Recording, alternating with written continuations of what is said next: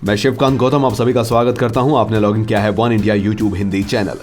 बिहार के मुख्यमंत्री नीतीश कुमार और भारतीय जनता पार्टी के बीच दूरियां कम होने लगी हैं।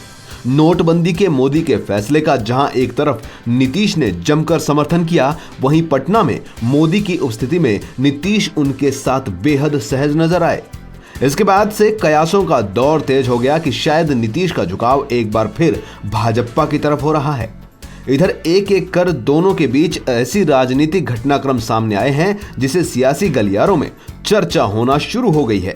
नोटबंदी पर नीतीश का समर्थन और प्रकाश पर्व के दौरान पीएम मोदी का बिहार में शराबबंदी का समर्थन इसी ओर संकेत दे रहे हैं।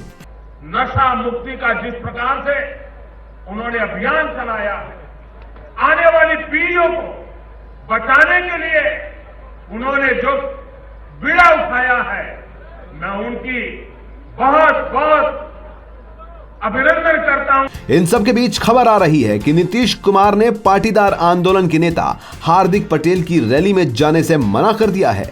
गुजरात में पटेल की 28 जनवरी को रैली है जिसमें नीतीश कुमार को शामिल होना था।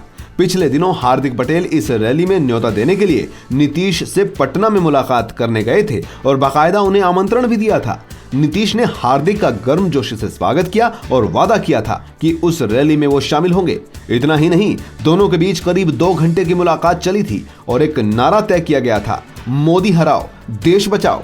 अब नीतीश की पार्टी जेडीयू का कहना है कि 5 राज्यों में चुनाव की तारीखों का ऐलान होने के बाद नीतीश उस रैली में शामिल नहीं हो सकते हैं। जेडीयू ने कहा है कि नीतीश ने इसके पीछे वजह बताई है कि चूंकि पड़ोसी राज्य उत्तर प्रदेश समेत कुछ अन्य राज्यों में विधानसभा चुनाव होने वाले हैं, इसलिए वे हार्दिक की रैली में नहीं जाएंगे। जेडीयू के वरिष्ठ नेता केसी त्यागी ने कहा, हमने हार्दिक को बताया कि नीतीश कुमार अभी चुनावों को लेकर व्यस्त हैं और रैली 11 मार्च के बाद कभी भी आयोजित की जा सकती है।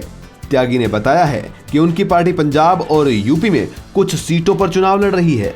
पिछले दिनों प्रधानमंत्री नरेंद्र मोदी ने पटना में प्रकाश पर्व के दौरान नीतीश कुमार की जमकर प्रशंसा की थी। इतना ही नहीं, नीतीश ने भी मोदी की तारीफ की थी।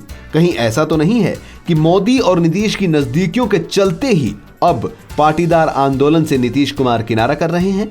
प्रदेश भाजपा अध्यक्ष नित्यानंद राय ने 21 जनवरी को प्रस्तावित मानव श्रृंखला में पार्टी के पदाधिकारी और कार्यकर्ताओं को शामिल होने का ऐलान किया और साथ में यह भी बताया था कि वो अब पीएम मोदी के नोटबंदी का समीक्षा कुछ दिनों के लिए टाल रहे हैं।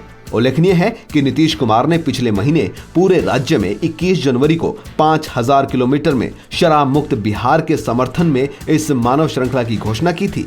लेकिन अब राज्य सरकार का अनुमान है कि 1 किलोमीटर में 2000 से ज्यादा लोग खड़े नहीं रह सकते, इसलिए अब ये मानव श्रृंखला करीब 11000 किलोमीटर से अधिक में फैली होगी। देखना होगा कि नीतीश और मोदी का एक साथ मंच पर आना, लालू को दरकिनार करना और अब पाटीदार आंदोलन में भी किनारा कर लेना किस ओर इशारा कर रहा है। क्या आरजेडी जेडीयू अलग हो रहा है? देखना होगा। फिलहाल वन इंडिया की इस खबर में इतना ही। ज्यादा खबरों के लिए लॉग इन कीजिए oneindia.com पर।